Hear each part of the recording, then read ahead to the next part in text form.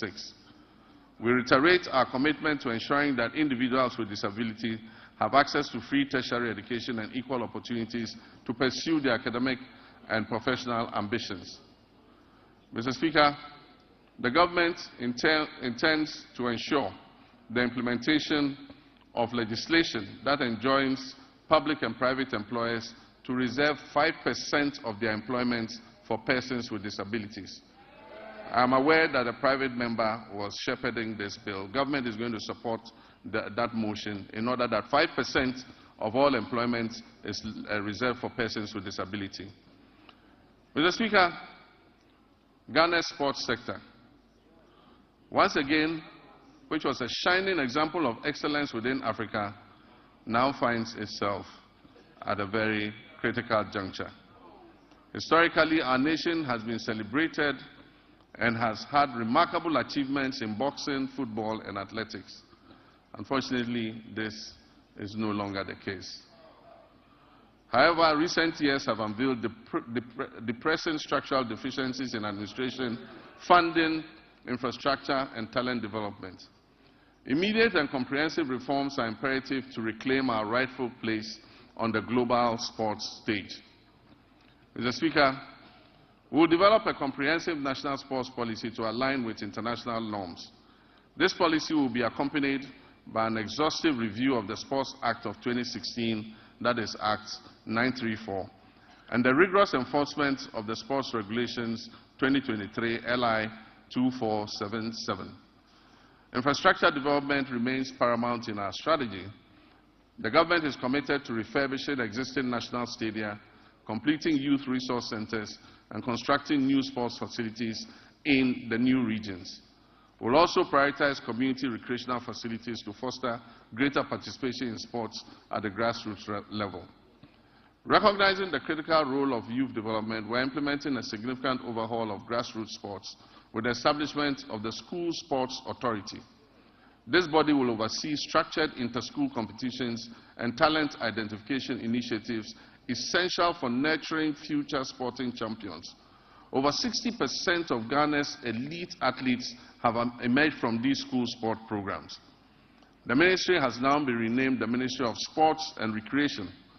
To acknowledge the significance of recreation, we will launch a National Recreation Day.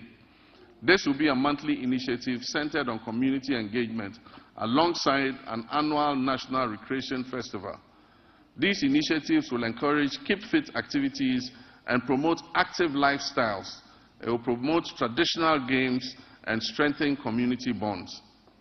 Next month, the senior national team, the Black Stars, which is now a pale shadow of its former glory, will play 2 World Cup qualifying matches. I've instructed my office and the Minister for Sports and Recreation to hold the Ghana Football Association accountable to the people of Ghana as we prepare for these games, especially regarding the budget of the FA. There will be no secrecy in how much the government spends on the national teams. The budgets presented by the FA and other sports associations must be known by the public.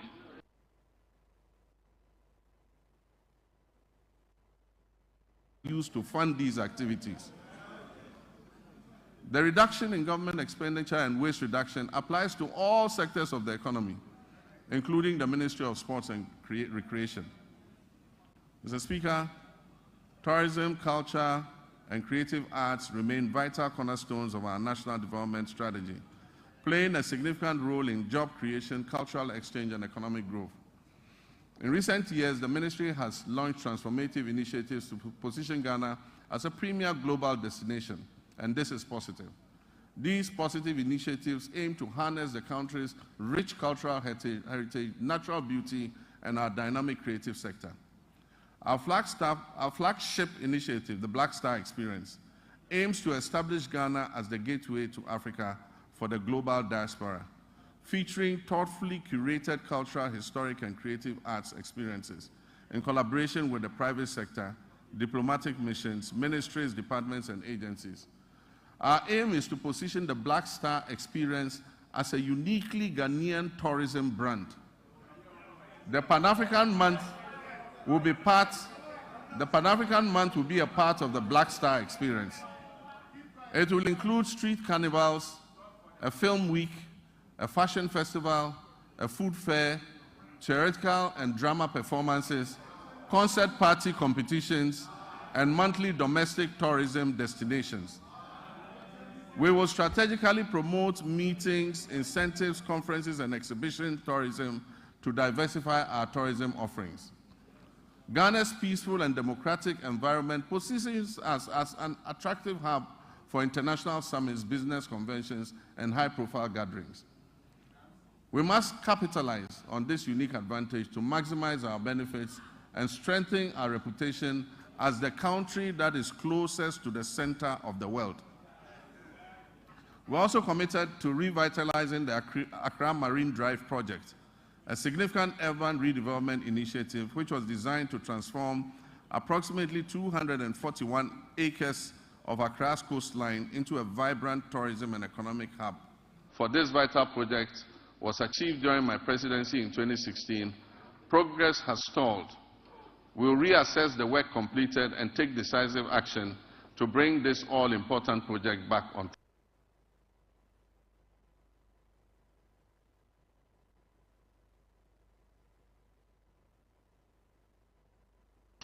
It will have a pedestrian precinct with arts and craft markets, jewelry and gold markets. This approximate 22-acre land will become a destination for tourism.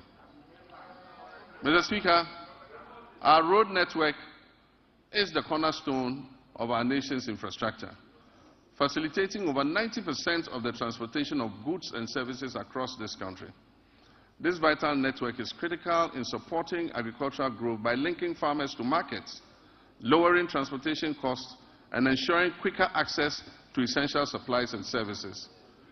The resulting interconnected benefits foster a vibrant economy and enhance the livelihood of countless of our citizens. Mr. Speaker, while the previous government has made lofty claims about achieving unprecedented milestones in the road sector, available evidence does not support its assertion that it constructed over 13,000 kilometers of new roads. Instead, it has perpetuated a narrative that presents road maintenance and rehabilitation efforts as new construction projects, misleading the public about what has been achieved. The proportion of poor roads has increased, especially in urban centers, where the number of roads in disrepair surged from 46% in 2015 to almost 60% by 2021. Therefore, Mr. Speaker, our road sector is in crisis, mainly due to years of mismanagement. As many as 85% of awarded contracts in the road sector have stalled, and the contractors have stopped work due to non-payment, and most of them have parked their equipment off-site. Mr. Speaker, as of December 2024, unpaid bills owed to contractors in the sector exceeded 20 billion Ghana cedis for work that had been carried out between 2018 and 2024.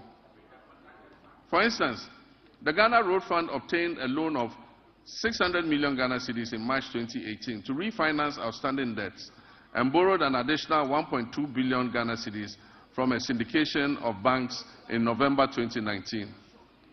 Alarmingly, upon assuming office, the Ghana Road Fund still had outstanding payments, including some as low as 2,000 Ghana cedis, dating back to 2018. Current commitments for road projects that are unpaid currently stand at an astonishing 105 billion Ghana cedis.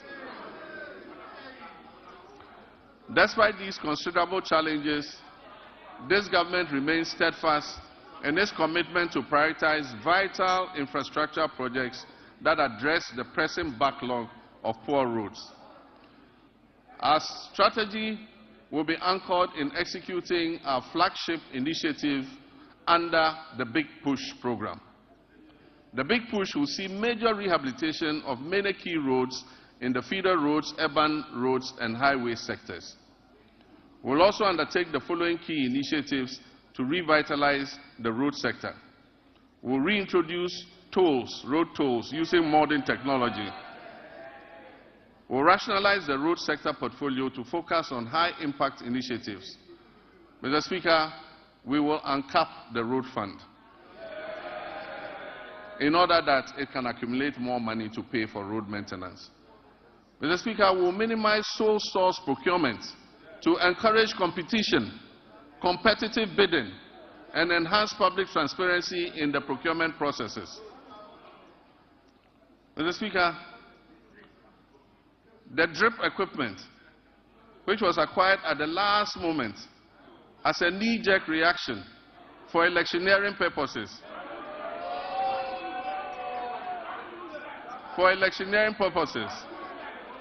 will be reorganized into regional mobile maintenance units to provide emergency road works in the regions.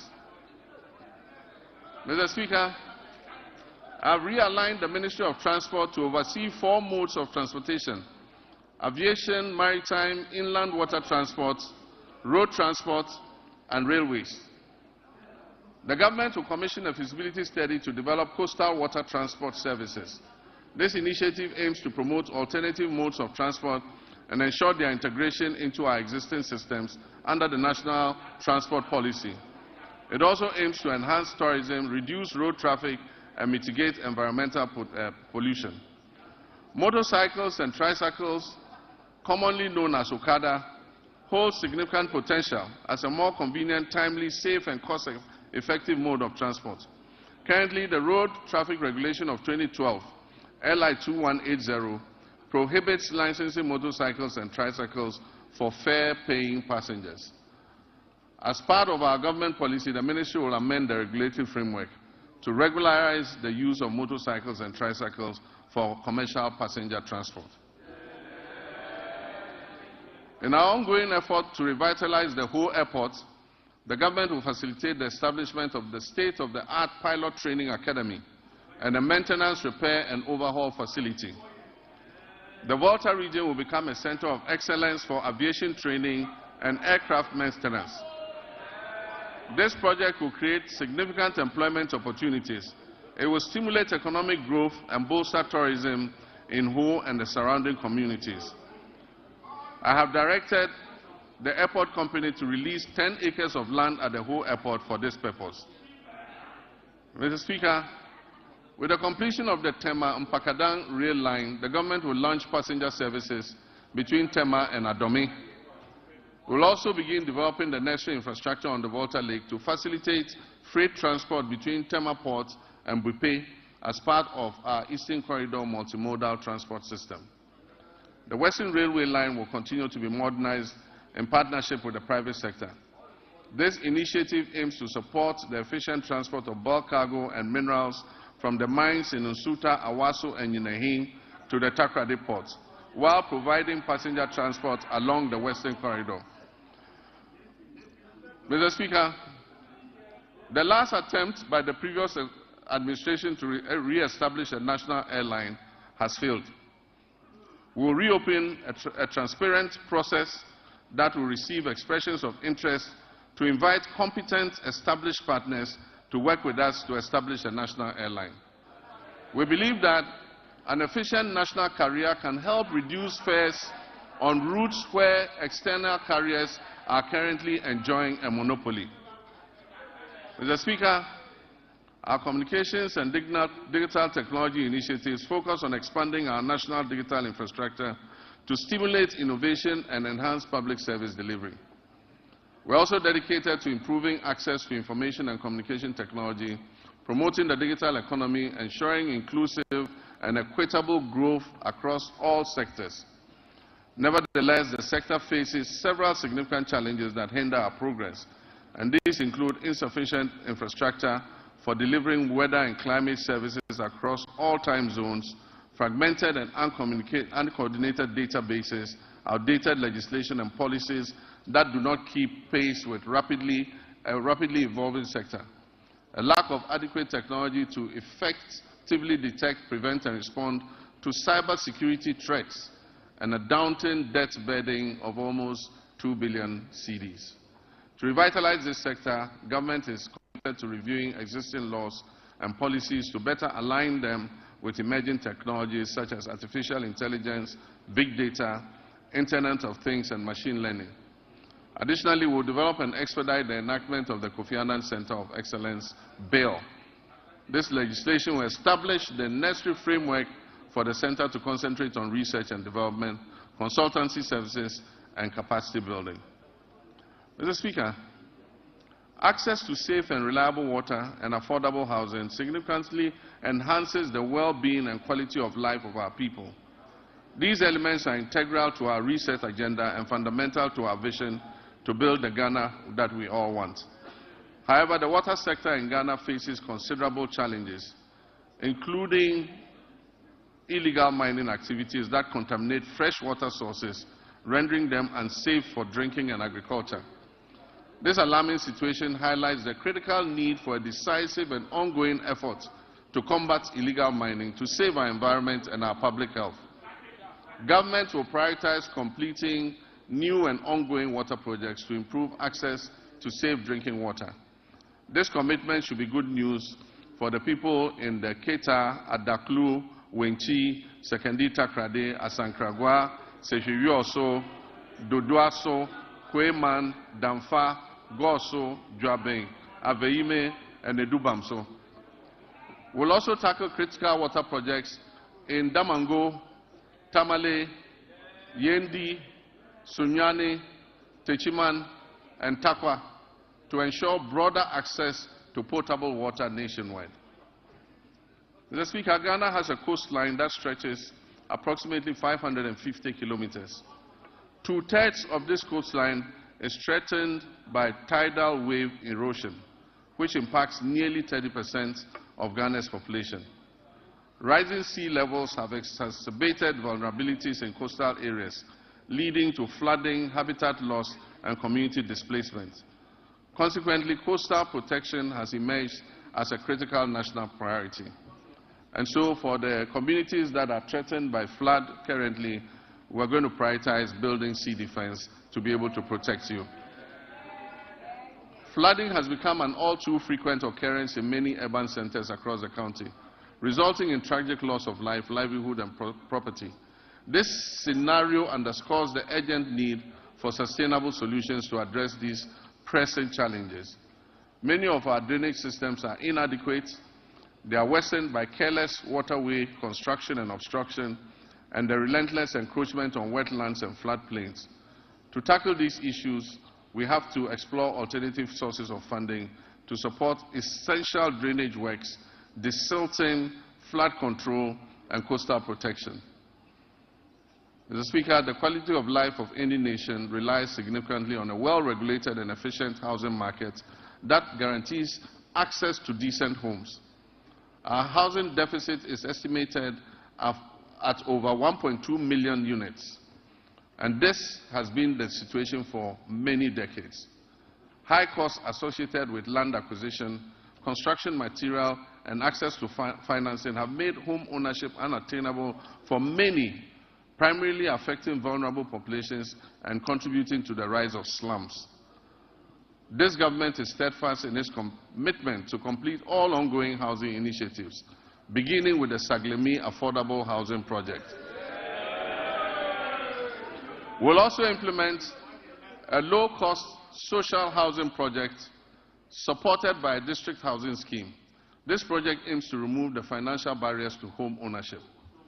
Workers in the formal sector, public or private, who have about 15 to 20 years before retirement, can purchase and own a house in cedis and have the cost deducted monthly from their salaries until the house is fully paid up. Mr. Speaker, illegal mining, commonly known as galamsey, has inflicted tremendous harm on our forests, leading to significant land degradation and pollution of vital water sources. This reckless activity threatens Ghana's environment and public health. Mr. Speaker, I'm sad to report that presently 44 of the country's 288 forest reserves have been impacted. An area that is alarmingly equivalent to approximately 8,000 football fields has been completely destroyed. Mr. Speaker, the pollution levels in major rivers within the southwestern basin are critically high, with turbidity levels far exceeding possible units. To combat this urgent crisis, we are implementing a proactive approach that includes robust and impartial law enforcement, meaningful stakeholder engagement, and the creation of alternative livelihoods for our citizens involved in Galamsey. We are expanding the Minerals Commission regional offices to strengthen their regulatory oversight. We will establish a framework that categorizes mining activities into small, medium, and large scale, each with its tailored regulations. Mr. Speaker, we will establish a gold board, and we're in the process of doing it. Legislation will come to this House shortly. This gold board will ensure effective governance of the gold industry. At the same time, we wish to take advantage of Ghana's salt production capacity to place it as a central export commodity under the African Continental Free Trade Area. We will also seize opportunities presented by the global shift towards net zero emissions to craft policies related to critical minerals such as lithium. The anticipated development of the integrated aluminium and iron industry will significantly increase the value of Ghana's natural resources. In our commitment to restoring degraded forests, we will launch the Tree for Life restoration policy and the Blue Water Initiative, which will transform mined-out areas into ecological recovery zones. This ambitious afforestation program aims to establish more than 50,000 hectares of new plantations and undertake 5,000 hectares of enrichment planting annually. We will also implement public sensitization campaigns to foster sustainable forest management practices and uphold the Wildlife Resource Management Act. We are going to involve school children and the general public in tree planting and tree growing. Mr. Speaker, comprehensive reforms will be introduced to enhance transparency and efficiency while ensuring tenure of security in land administration. Climate change remains a pressing concern for Ghana and the global community. To meet our climate mitigation targets, Ghana has allocated 24 million metric tons of its carbon budget, totaling 64 million metric tons of carbon, for authorization under Article 6 of the Paris Agreement. We have successfully authorized 3 projects which are poised to reduce 5.2 million tons of our carbon emissions. In line with our manifesto, we are committed to strengthening institutional and human capacity through necessary adaptation and mitigation measures to bolster resilience in critical sectors such as agriculture, forestry, energy, and water resources. We also pledge to align our national policies with international efforts to limit global warming to 1.5 degrees centigrade by 2050 and promote a fair and just transition to renewable energy sources. Mr. Speaker, we stand on the cusp of making history, the history of a country that prioritizes transparency and accountability as key elements of governance. During my campaign for president, I pledged, as captured by the NDC's 2024 manifesto, to take a strong stance against corruption. Mr. Speaker, we must end state capture. Mr. Speaker, we must end the purchase of state and public assets, such as land and other immovable assets, by members of the political class. Mr. Speaker, I pledge to fight corruption head-on by implementing Operation Recover All the Loot, ORAL. In that regard, Mr. Speaker, one of the first committees I established, even before my investiture as president, was to establish the Oral Committee on the sidelines of our transition.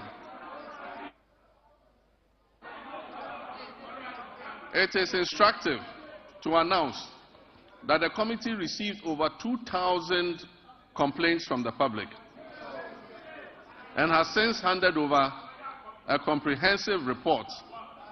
This report has been given to the Attorney General for further review, thorough investigation, and eventual prosecutions. Mr. Speaker, the recent arrest related to the unwarranted payment of $2 million of Ghanaian taxpayers' money in the Sky train saga, and then also the National Service Ghost Name scandal, mark only the beginning of a comprehensive response based on the oral committee's findings. Mr. Speaker, let me state that my commitment to fighting corruption will continue with the establishment of a unit at the Presidency and the maintenance of the hotline, where complaints and reports regarding graft and corruption will continue to be received and transferred to the Office of the Attorney General. Mr. Speaker, we will shortly submit for consideration a bill to regulate and restrict the sale of disposal of public lands and state assets. Mr. Speaker, as soon as the 2025 budget is approved, government will immediately take steps to reform the existing anti-corruption agencies by increasing funding and improving transparency and accountability. Mr. Speaker, Ghanaians voted largely and overwhelmingly and endorsed the NDC because we demonstrated a strong commitment and abhorrence for corruption. We pledged to fight corruption and implement far-reaching reforms that will eventually achieve a sustainable zero-tolerance policy against corruption. Mr. Speaker, the justice and legal sectors play pivotal roles in ensuring accountability and fostering the fair, equitable treatment of all our citizens by the state and its agencies. Delays and uncertainties have plagued justice delivery in Ghana, leading many Ghanaians to perceive a politicization of the judicial process. The public trust in the judiciary's independence is alarmingly low. We must work together to restore confidence in the judiciary. My government will uphold the judiciary's independence and work with the Judicial Council and services to depoliticize justice delivery and collaborate closely with the Chief Justice to combat corruption effectively. Mr. Speaker, in line with our manifesto promise to reform and expand legal education, we have developed a legal education reform bill ready to be presented to Cabinet for approval and laying before this August House Parliament. Mr. Speaker, on January 30th, 2025, I inaugurated the Constitution Review Committee to undertake a comprehensive review of our fundamental law and ensure that it reflects the hopes and aspirations of our citizens. The committee is composed of distinguished scholars, jurists, and professionals who have made significant contributions to our nation in both the public and private sectors. They will engage Ghanaians and consult with the relevant stakeholders and experts over the next 6 months.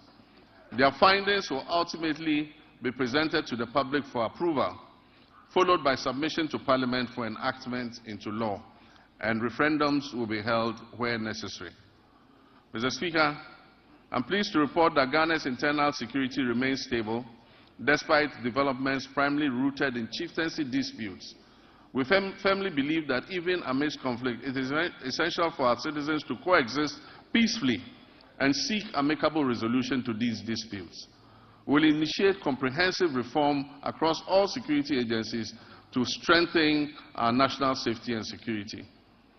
One area that has garnered significant public scrutiny is the recruitment process within our security forces. Accusations of politicization, favoritism, protocol, and selectivity have been prevalent.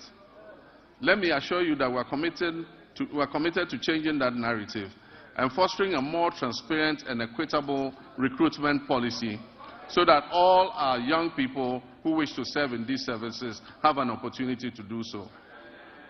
We are dedicated to enhancing the capabilities of the Ghana Police Service, the Prison Service, the Ghana National Fire Service, the Immigration Service, and the Narcotics Control Commission, the Customs Division of the Ghana Revenue Authority, and all investigative bodies operating under the Ministry of Interior.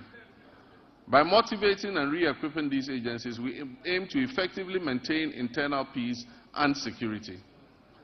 Mr. Speaker, I want to reaffirm this government's unwavering commitment to prioritizing the welfare and well-being of our brave men and women in uniform who sacrifice daily to uphold law and order and secure our nation's peace.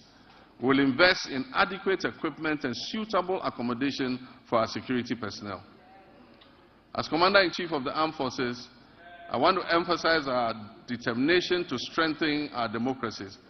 This is particularly true given the troubled proliferation of military-grade weapons that have fallen into unauthorized hands. These weapons pose a significant threat to our national security and our constitutional democracy. They endanger the safety of all Ghanaians and potentially exacerbate existing conflicts such as chieftaincy disputes, and in many cases fall into the hands of armed robbers. Since taking office, we have pursued a responsible approach to account for these unregistered weapons while maintaining stability within the security apparatus. I'm pleased to report that we've made substantial progress and are committed to ensuring that those responsible for this situation are brought to book. In our efforts to safeguard our citizens, Mr. Speaker, to safeguard our territory, to maintain our democracy, we remain vigilant against the threat of violent extremism and terrorism. Therefore, we are resolute in enhancing our defense mechanisms through diplomacy, counterintelligence, information sharing, infrastructure development, and the acquisition of appropriate technology. Achieving a stable and secure nation necessitates the motivation of our uniformed personnel. Currently, the Ghana Armed Forces faces a housing shortfall of over 17,000 units, and we recognize that the inadequate state of barrack accommodation needs to be addressed promptly. In addition to housing, we'll prioritize improvements to rations and fuel supplies for our security forces. Quality healthcare is another critical aspect of motivating our armed forces. As we work to expand and improve facilities at the 3rd Civil Military Hospital, complemented by the recently restored oxygen plant, we remain committed to finishing the delayed Afari Kumasi Military Hospital, which is still a top priority for my government. The goal is to complete and operationalize this facility before the end of this year. Mr. Speaker, like many other state institutions under the previous administration, the Ministry of Defense is burdened with approximately 3.7 billion cedis in debt, a figure that continues to grow as new and undisclosed debts are uncovered. However, the demands of our Army, Navy, and Air Force continue to rise, necessitating the need for modern platforms for effective operations. Despite these financial challenges, I am confident that the Ghana Armed Forces possesses the human resources necessary to revitalize the defense industry's holding corporation, which can support the government's efforts in this regard. DHOC, which was begun under the late President John Evans Atta Mills of blessed memory, during my tenure as chair of the Armed Forces Council, is essential for fueling Ghana's industrialization drive, which is aligned with our 24-hour economy initiative. Although DHOC has expanded, it's yet to be fully optimized to deliver the returns needed for the Ghana Armed Forces and our nation. I've tasked the Minister for Defense with incorporating innovative and significant private sector participation into DHOC's operations to harness its considerable potential for economic growth. Mr. Speaker, Ghana's strong international reputation was reaffirmed by the historic participation of foreign leaders during the swearing-in of the President, myself, and Vice President Nana Jane Opoku-Agyeman on January 7, 2025. Mr. Speaker, it reflects the confidence our country's stability and democratic progress has engendered in the international community. Ghana remains committed to its Pan-Africanist ideals, non-alignment, democracy, and global cooperation, and the rule of multilateralism, embracing a policy of friends to all and enemies to none. We will continue to cultivate diplomatic ties based on mutual respect and shared values. Mr. Speaker, Ghana is open for business. Our policy on economic diplomacy focuses on export diversification, foreign investment, and job creation. A new blueprint and delivery unit at the Ministry of Foreign Affairs with clear performance indicators will be launched soon to ensure foreign engagements yield tangible benefits for our people. Because of emerging security threats, especially on our borders, Ghana is committed to security initiatives, particularly in the Sahel region. We will maintain a continuous engagement with our Sahelian neighbors and continue to work with them to resolve the difficult situation that they are confronted with. I have appointed a special envoy to help sustain diplomatic relations with our Sahelian neighbors, aiming to achieve their reintegration, if possible, back into our regional bloc. Mr. Speaker, we will expand passport application centers nationwide to reduce processing times to 7 days. We wish that a passport will be delivered within 7 days from the date application is submitted.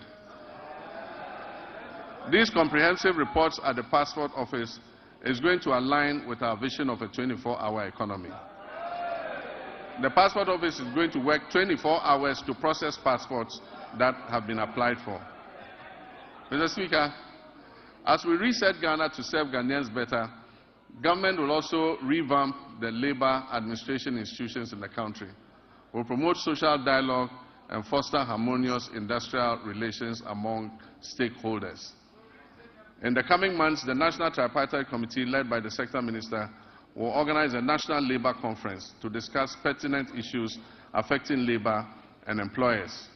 The recommendations are expected to influence and shape government's policies and programs in this sector. Mr. Speaker, we will launch the Ghana Labour Export Program, which would allow Ghanaians to go abroad and work with countries that we have signed agreements in specialized areas like engineering, technology, welding, carpentry, masonry, and nursing, teaching, and so many and so forth. The government will maintain strict fiduciary responsibility for the operation of the National Pensions Regulatory Authority and the Social Security and National Insurance Trust.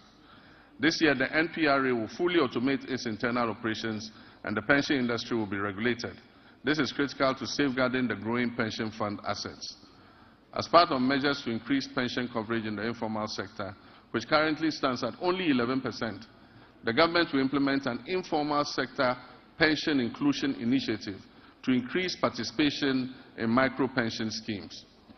Decentralization has been at the heart of our government system, yet key players in the process, such as assemblymen and women, often face neglect and inadequate compensation.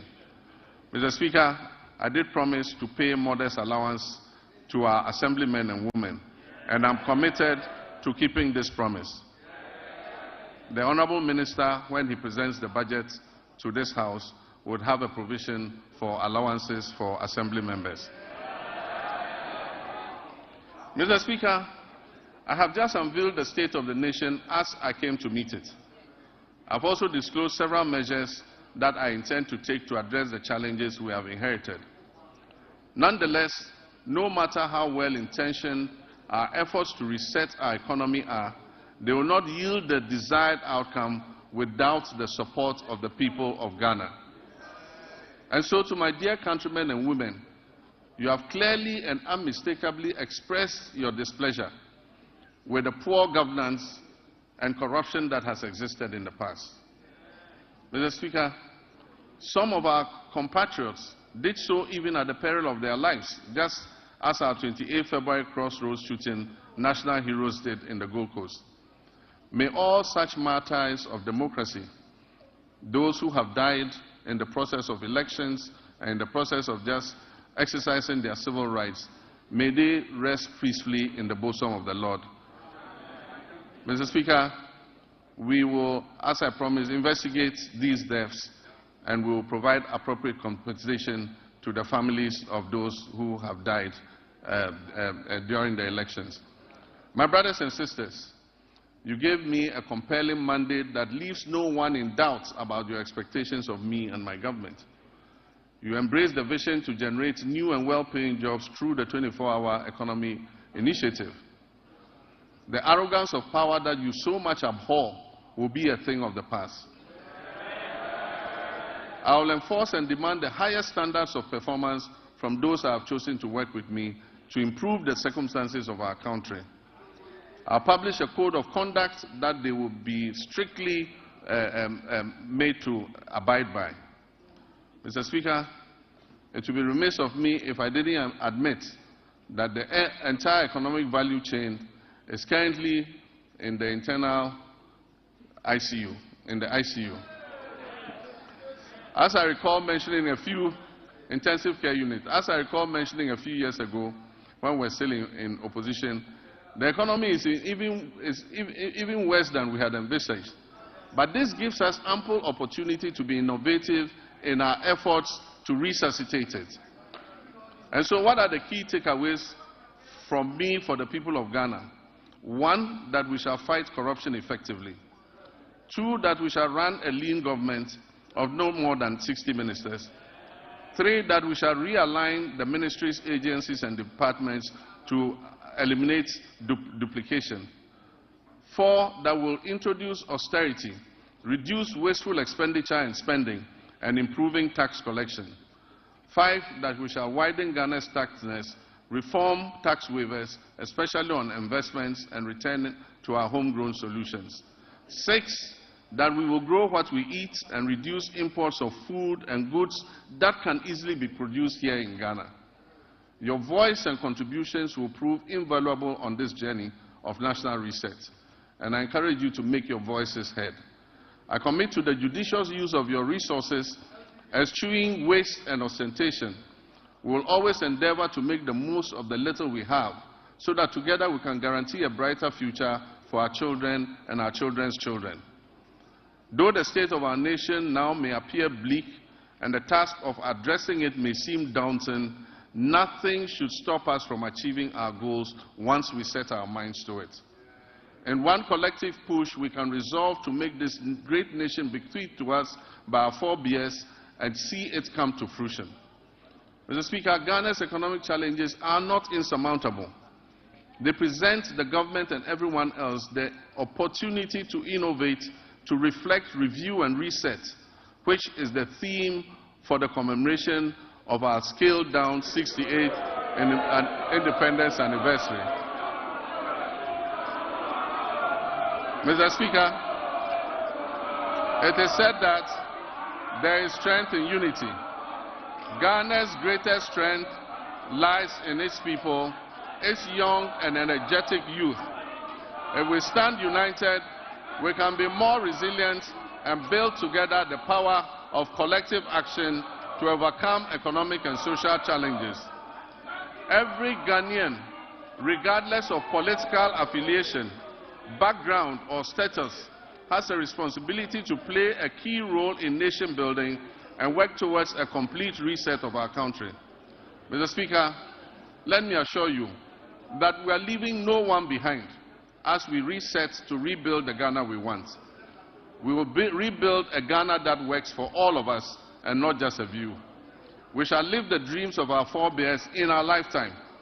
And so, my countrymen and women, where despair once existed, let hope radiate. And where the sun appeared to set on our bright prospects as a nation, let a new dawn of enthusiasm and renewal supplant it. So that when I come and stand here next year to present a message of the state of our nation, it will be one brimming with excitement and happiness. Mr. Speaker, I thank you very much for this opportunity. I thank honorable members for your kind attention. May God bless our homeland, Ghana. Thank you.